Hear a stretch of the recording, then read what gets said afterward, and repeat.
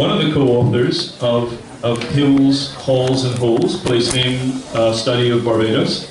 And today she's going to be giving us a little bit of a history of Bleak House, as well as a history of the Goddard family. The Goddard family particularly, but also how they came to be at Bleak House.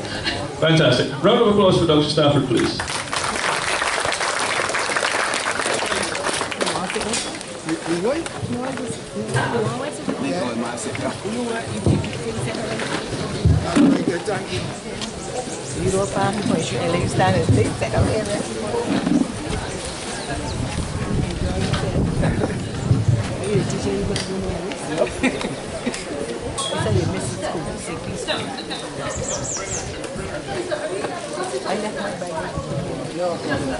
Excuse me folks for sitting down, but I've only recently stopped using a walking stick and I didn't realise it was so far from the car park, as most of you have discovered. It was quite a trek.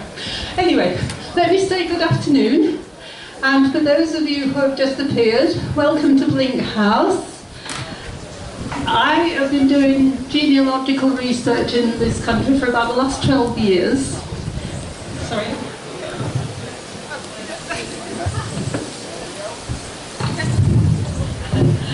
And several years ago, I was asked to help the late Geraldine Lane, who was a genealogist who came here from Britain, to help our host, Mr. Richard Goddard, to make a database of all the people in the records in Barbados up to 1900 by the name of Goddard. Now that was a very interesting experience, and what I want to do today is just share with you something about the early Goddards, something about how the poor white community developed over the years, and how Mr. Goddard comes to live in this lovely plantation house, Bleak House. I think I'm going to call this story Riches to Rights to Riches. Okay? Right. First of all, one of the problems about the genealogical research in the tropics is the records. The British settled, the English particularly I should say at that point, settled Barbados in 1627, but although they kept records between the Colonial Office in London, the records of births, marriages and deaths either weren't kept until 1838 or they lost them. So we can't really talk about the very, very early settlers, but we do know of 3 people called Goddard who were actually around this country in the 1640s. The first one we know of was John Goddard, who got married in the parish of St John in 1660 and died there in 1686. There was also a Henry Goddard. Now he was a prisoner and he came from the Middlesex Assizes. We don't quite know what he did, but we think he was probably someone who had got on the wrong side of the politicians during the English Civil War. But the third Goddard, who may or may not have been related to John Goddard, was a William Goddard, and he wrote a will. We have no birth or marriage records for him, but he wrote a will in 1649. And we know from the will that he was a gentleman, and he was going on a voyage beyond the seas.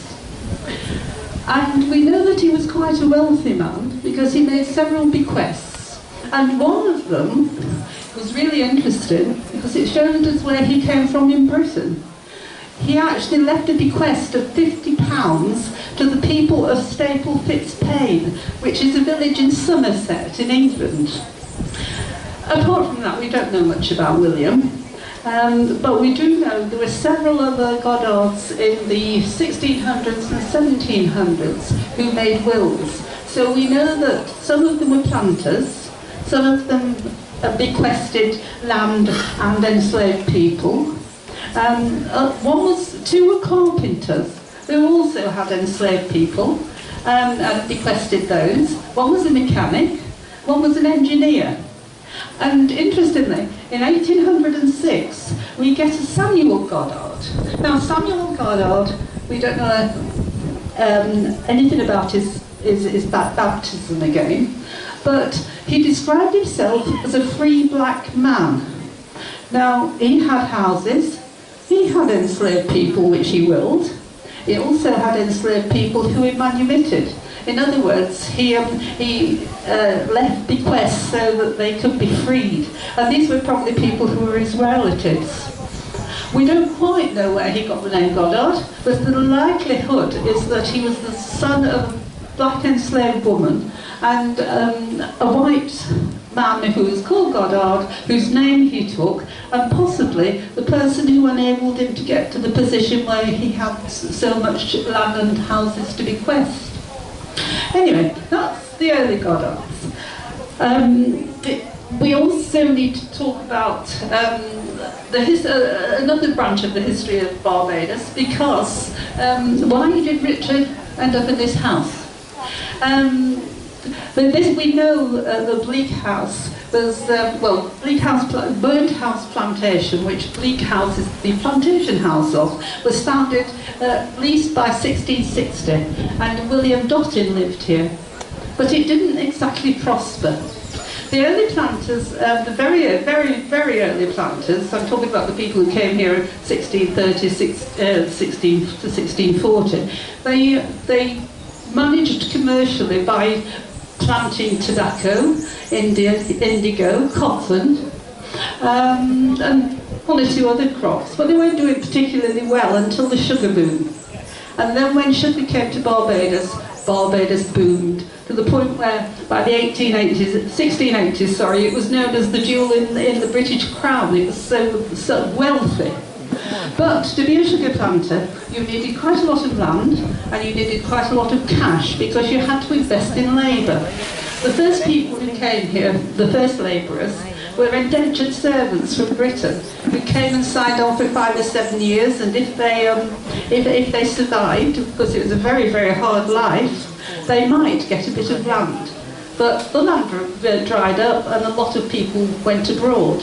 But a lot of the white population we have in Barbados today were descended from that group of people. In the meantime, though, there weren't enough of them. It got back to Britain that it was not a good place to come. It was sort of hot, and the work was hard, and you didn't get paid very much, and you got fed even worse. So those who were growing sugar had to go to look at the African slave trade, and brought vast numbers of people from particularly West Africa, but also from as far as Madagascar, to come and work the land over here. Now, you can imagine the planters were not very popular with the enslaved people because they were working under horrible conditions. They weren't getting paid, and they didn't want to be here anyway. So the government in the 1660s decided that they would make a law which said for every 10 black people you had on your plantation, you have to have a white person. So what happened was that those white people who were here who didn't have land of their own often were able to lease a piece of land on the plantation, and they became the foot soldiers in the local militia. The local militia gave you out a sort of bayonet if you were lucky, or you might even get a gun, and that you were there to prevent any external threats to the island and any slave risings. But the plantations at first prospered if they were big. Burnt House was not big, and as you will hear later when Hans Michel speaks to you, they had a great problem with landslips. Well, by the 1770s, debt had piled upon debt, and the plantation became under the jurisdiction of the Court of Chancery. Now, those of you who have read Bleak House, Charles Dickens' novel, begin to understand how this name came about, of course, because the debts that were administered in the Court of Chancery, and the plantation was administered until the debts were paid, which could take years, and sometimes did. And sometimes the debts were paid and then the debts piled up again. And the plantation was back under the jurisdiction of the Court of Chancery. In the 19th century, life wasn't very kind to West Indian planters anyway. Of course, the soil fertility was low because they'd overplanted. The abolition of slavery meant that although the planters were actually compensated for the loss of their slaves, they gained, most of them owed so much debt. By the time they got the compensation and paid the debts, they didn't have anything left, but they still had to pay the wages of the workers. So, by 1838, they had wages to pay. Imperial preferences started to disappear. After the Franco-Prussian War in 1870, sugar beet came along, and during this period there was also a problem because there were places like Brazil and Cuba who were expanding their sugar planting, and the price of sugar was dropping and dropping and dropping. So a lot of the planters, the smaller plantations sold up, went back to Britain, went to America, went anywhere where they thought they could make some money. So there's a lot of plantations on the market. I did some research on a plantation just up the road. It was worth £10,000 in 1826, and it sold for £3,600 and 60 shillings in 1903. So plantations on the market. A total depression in the island. In the meantime, what's happened to the Goddards? We can't make a definite connection between the first Goddards and John Beale Goddard, who was the great-great-great-great-grandfather, I think, of our host. He came from St. Joseph and moved into St. John. We don't know why. It's possible that he was one of the people who was thrown off the plantations after abolition of slavery, because after they weren't needed anymore. Because after the abolition of slavery in 1834, the island decided to have a modern police force. So, you know, why do you need people taking up your land just so that they can carry a musket about? So a lot of the poor white people who lived on these plantations had gone to the pieces of land that nobody wanted. But some of the people, of course, were artisans, but after emancipation there was a vast pool of very well-qualified artisans who were no longer enslaved, who were putting their skills on the market as well. And a lot of the poor white people ended up on the south coast and the east coast, where the land was so stony nobody wanted it. So maybe this is why John Beale Goddard went from St. Joseph to St. John, where he had a son who was called William Henry Goddard, who became a fisherman. Now, I think it's in that cottage. There is a picture that some of you will have seen of some ragged fishermen who had a photograph taken in the late 1800s at Consett Bay. And these, you can see here, there are no riches at all. That is pure poverty. But William Henry Goddard had a son called Joseph Josiah Goddard, who had 8 children. And Joseph Josiah Goddard, he had a small piece of land which he leased. He grew sugar cane. He tried to make a bit of rum, but he also grew animals. He grew cows and sheep and sold them at a profit. And he had a son called Joseph Nathaniel Goddard, who was born in 1874. Now, Joseph Nathaniel Goddard has become famous in this country as the Dick Whittington of Barbados. He couldn't get a job locally. Somebody told him he was too small. Apparently he must have been reasonably well educated because he went to be a bookkeeper, but that was, no, he was too small. He had to go to Bridgetown. And he got a job in Bridgetown. And he had to stay in Bridgetown during the week and came home at the weekends. But he became famous in the island because he helped speculate in the cows that his father was raising and started raising the cows himself. And every weekend he walked back to St. John from Bridgetown, and from St. John he brought a herd of cows back to Bridgetown and sold them.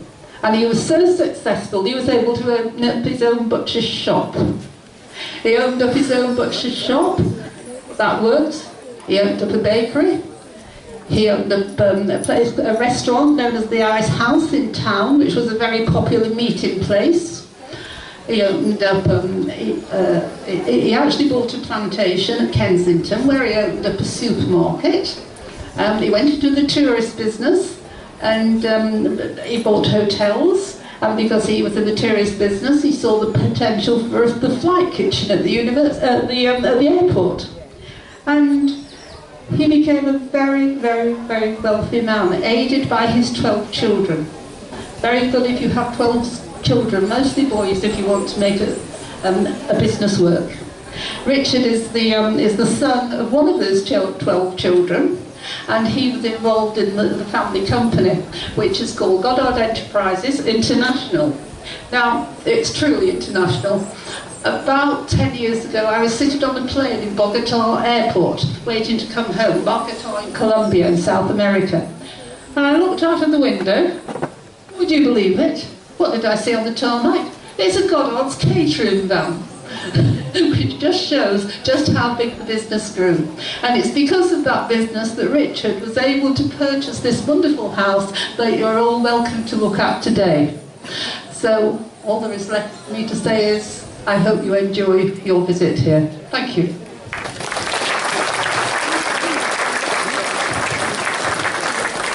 Ladies and gentlemen, thank you so much.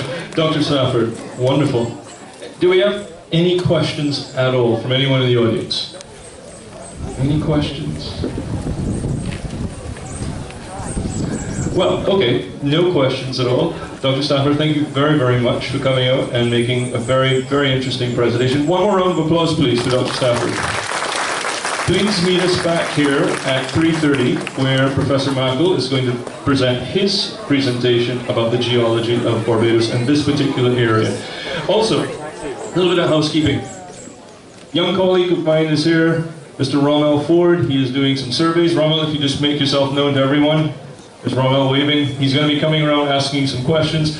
We're gathering some information, doing a survey, basically to see about your experience at open houses, things of that nature, so we can learn a lot more from you. So thank you very much, and see you back here at 3:30. Please patronize our artisans, patronize our vendors, go have a wonderful drink. There's snacks out there as well. Have a good evening. See you at 3:30.